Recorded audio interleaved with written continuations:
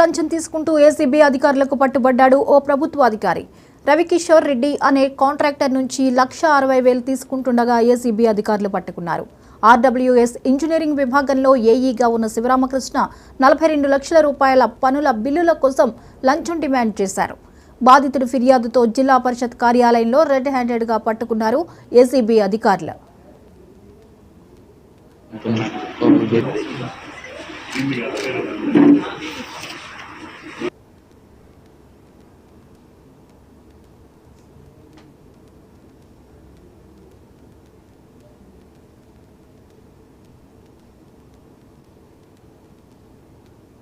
ఈరోజు Guntur range ACB అధికారులందరం మా DG Shri KV Rajendran Reddy IPS గారి ఆదేశాల మేరకు ఇక్కడ ఆర్డబ్ల్యూఎస్ ఏఈ పెదకాకానికి సంబంధించిన పాటిల శివరామకృష్ణ అనే అతను ఒకరి దగ్గర 1,68,000 లంచం తీసుకున్నట్టుగా రెడ్ హ్యాండ్గా పట్టుకోవడం జరిగింది.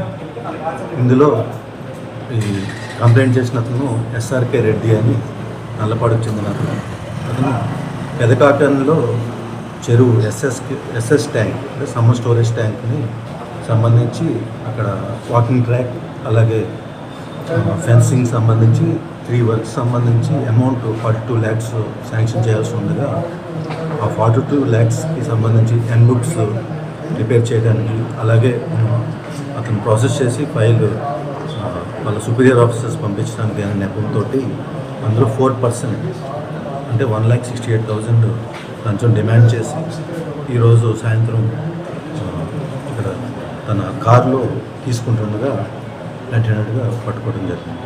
ఈరోజు గుంటూరు రేంజ్ ఏసీబీ అధికారులందరం మా DG Shri KV Rajendran Reddy IPS